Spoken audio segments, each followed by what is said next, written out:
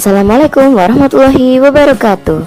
Halo semuanya, kembali lagi bersama saya Bu Nina dalam video pembelajaran tema.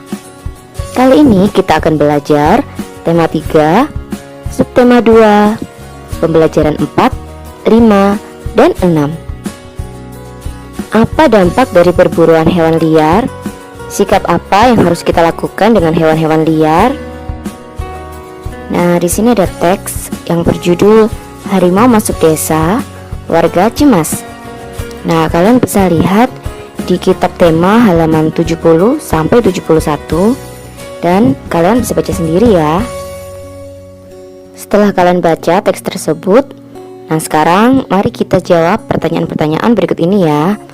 Untuk nomor 1, apa yang dilakukan warga terhadap hutan? Jawabannya yaitu warga melakukan penebangan hutan untuk memperluas ladang kopi mereka. Jadi mereka melakukan perluasan ladang kopi tersebut dengan penebangan hutan anak-anak. Dan untuk pertanyaan nomor 2, apa yang terjadi dengan harimau? Jawabannya yaitu harimau yang memangsa hewan kecil kehilangan haknya untuk mencari makan di habitatnya sendiri. Jadi anak-anak, dengan adanya penebangan hutan yang dilakukan oleh warga sekitar tadi, itu menyebabkan harimau itu kehilangan haknya anak-anak. Jadi mereka itu akan kesulitan untuk mencari makan di tempat tinggalnya sendiri. Lalu untuk pertanyaan nomor 3, apa yang terjadi dengan penduduk desa ketika harimau masuk ke desa? Jawabannya yaitu warga bergantian melakukan ronda untuk menjaga agar harimau-harimau tersebut tidak mengganggu sehingga hewan ternak mereka akan aman. Untuk pertanyaan nomor 4, mengapa harimau masuk ke desa? Jawabannya yaitu harimau memasuki kampung untuk mencari makan karena hewan kecil pergi dari hutan.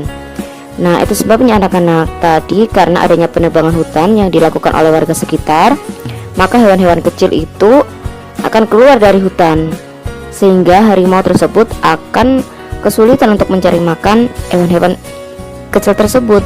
Maka dari itu harimau menjadi keluar hutan lalu masuk ke kampung-kampung. Untuk pertanyaan nomor 5, setujukah kamu dengan warga yang menebang kayu di hutan? Mengapa? Tidak setuju. Itu merupakan pelanggaran hak hewan karena hutan yang merupakan habitat hewan akan rusak dengan penebangan tersebut. Untuk pertanyaan nomor 6, apakah yang dilakukan warga melanggar hak-hak hewan? Jelaskan. Ya, karena hewan akan kesulitan untuk mendapatkan makanan di habitatnya sendiri. Untuk pertanyaan nomor 7, apakah yang dilakukan penebang pohon juga melanggar hak-hak masyarakat sekitar? Jelaskan. Ya, karena dengan penebangan tersebut hutan akan menjadi gundul sehingga warga akan kekurangan air bersih. Nomor 8, jika kamu menjadi warga tersebut, apa yang akan kamu lakukan? Jawabannya, kita harus menjaga kelestarian hutan, dan jika ingin memanfaatkan hutan harus dilaksanakan secara bijak. Nomor 9, apa kewajiban yang harus dilakukan oleh warga? Jawabannya, menjaga kelestarian alam, salah satunya adalah hutan. Hutan harus kita jaga agar tidak rusak. Seperti yang kita ketahui, beberapa orang berburu hewan liar dengan berbagai alasan. Ada yang dijadikan pakaian, ada yang untuk berburu, dan ada yang untuk dijadikan kegiatan upacara adat. Setujukah kamu dengan alasan tersebut? Jelaskan. Yang untuk dijadikan pakaian tidak setuju karena dapat mengganggu kelestarian hewan. Yang untuk pemburu juga tidak setuju karena bisa mengakibatkan hewan punah. Dan untuk kegiatan upacara adat tidak setuju juga karena dapat mengancam kelestarian hewan. Apa dampaknya bagi lingkungan? Dapat mengakibatkan banyaknya perburuan liar, banyak hewan mati dan keseimbangan alam terganggu, dan banyak hewan mati karena dimanfaatkan bagian tubuhnya. Lalu, apa dampaknya bagi orang lain? Dengan memakai baju dari kulit hewan, berarti merampas hak orang lain. Dan dengan memburu hewan, merampas hak orang lain juga. Dan dengan menggunakan bulu pada upacara adat, melanggar hak warga lain. Lalu, apakah perbuatan dalam gambar tersebut melanggar hak orang lain? Mengapa? Jawabannya yaitu, ya, karena orang lain juga berhak menikmati keragaman hewani, dan karena orang lain juga berhak merasakan keseimbangan alam, dan karena warga yang lain juga berhak mendapatkan keindahan dari bulu burung tersebut. Sekarang tulislah saranmu mengenai perbuatan yang telah dilakukan oleh warga tersebut. Sebaiknya warga membuat pakaian dari bahan yang lain, misalnya bahan sintetis. Dan sebaiknya hewan jangan diburu untuk alasan apapun. Dan sebaiknya hiasan pada upacara adat dapat menggunakan bahan yang lain. Dan sekarang kita menuju ke pembelajaran 5 pada kitab 3. Kalian bisa buka halaman 76. Tahukah kamu bahwa hewan yang berbeda mempunyai tempat yang berbeda untuk hidup? Ayo kita cari tahu. Nah, di sini ada gambar ayam, bebek, kucing, dan juga ikan. Bagaimanakah karakteristik tempat hidup mereka? Seperti yang kita ketahui bahwa ayam hidup di darat, bebek juga hidup di darat, begitu pula dengan kucing juga hidup di darat, sementara ikan hidup di air. Apa kesimpulan tentang karakteristik tempat tinggal hewan di atas? Tempat tinggal hewan mempengaruhi kehidupan hewan. Jadi anak-anak, kehidupan hewan tersebut dipengaruhi oleh tempat tinggal hewan. Apa perbedaan tempat hidup kucing dan ikan? Kucing hidup di darat dan bernafas dengan paru-paru, sedangkan ikan hidup di air dan bernafas dengan insang. Menurutmu, apakah kedua hewan tersebut dapat hidup di tempat yang sama? Mengapa? Jelaskan alasanmu. Kucing dan ikan tidak dapat hidup bersama ya anak-anak, karena kucing tidak akan bisa bernafas jika di dalam air. Pun juga ikan tidak dapat bernafas di darat. Apakah keadaan alam atau iklim dan bentuk muka bumi berpengaruh terhadap kehidupan hewan? Jelaskan. Ya, tentu saja anak-anak, keadaan alam atau iklim dan bentuk muka bumi berpengaruh terhadap kehidupan hewan. Misalnya, hewan yang hidup di tempat yang dingin biasanya mempunyai bulu yang tebal. Sebelum memelihara hewan tertentu, apa saja yang perlu diperhatikan agar hewan tersebut dapat hidup dengan baik?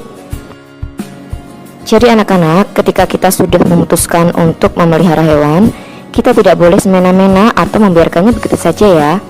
Tapi kita harus melaksanakan kewajiban-kewajiban kita sebagai pemilik hewan peliharaan tersebut, seperti memberi makan dan minum, memberi kandang yang bersih, membersihkan atau memandikannya, mengobati jika sakit, dan menyayanginya.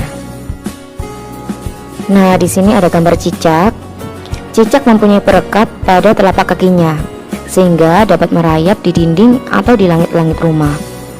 Cicak juga memiliki lidah yang panjang ya anak-anak, serta lengket, sehingga dapat menangkap serangga. Cicak pun mempunyai ukuran rata-rata 7 hingga 10 cm, sehingga dapat memutuskan ekornya untuk melindungi diri. Nah, kalau yang ini adalah gambar kelelawar. Kelelawar mengeluarkan suara dengan frekuensi tinggi. Selain itu, kelelawar juga memiliki pendengaran yang baik dan peka menerima bunyi pantulan. Kelelawar mampu mendeteksi benda-benda di sekitarnya dengan bunyi pantulan tersebut. Jadi, kelelawar adalah hewan nokturnal karena melakukan kegiatan di malam hari. Nah, kalau yang ini gambar apa anak-anak? Ini adalah gambar bunglon. Bunglon dapat mengubah warna kulitnya sesuai dengan warna benda yang ada di sekitarnya. Misalnya, ketika berada di atas daun yang berwarna hijau, maka warnanya bisa berubah menjadi hijau. Ketika berada di batang pohon yang berwarna coklat, maka warnanya bisa berubah menjadi coklat. Bunglon mengubah warna kulitnya untuk melindungi diri. Bunglon pun mempunyai lidah yang panjang melebihi ukuran tubuhnya. Dan sekarang kita menuju ke pembelajaran 6. Kalian bisa lihat di kitab tema 6 halaman 88 ya anak-anak. Sebelumnya kamu telah berlatih bagaimana melakukan wawancara. Sekarang kamu akan belajar menulis laporan yang baik tentang hasil wawancara. Nah, ini adalah format menulis laporan hasil wawancara yang bisa kalian lihat pada kitab tema halaman 90. Ada beberapa poin dalam format menulis laporan hasil wawancara. Yang pertama yaitu latar belakang. Jadi menulis alasan melakukan wawancara. Jadi latar belakang tersebut kita harus menuliskan alasan mengapa sih kita melakukan wawancara tersebut. Yang kedua, maksud dan tujuan. Dan yang ketiga, topik wawancara. Lalu yang keempat, kita harus menulis waktu dan tempat kegiatan. Dan yang kelima, laporan hasil wawancara. Jadi kita harus menuliskan narasumber, wawancara, dan hasil wawancara tersebut. Lalu yang terakhir adalah kesimpulan. Nah, di sini ada bacaan yang berjudul Lestarikan Hewan Langka. Kalian bisa baca sendiri ya anak-anak di kitab tema halaman 92.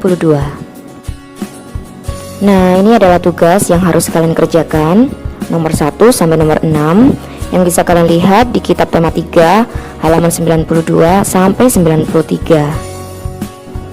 Sampai di sini dulu ya pembelajaran kita. Semoga bermanfaat bagi kita semua. Pesan Bu Nina, jangan lupa sholat 5 waktu, mengaji, membantu orang tua, dan tetap semangat ya walau belajar di rumah. Terima kasih. Assalamualaikum warahmatullahi wabarakatuh. Bye-bye.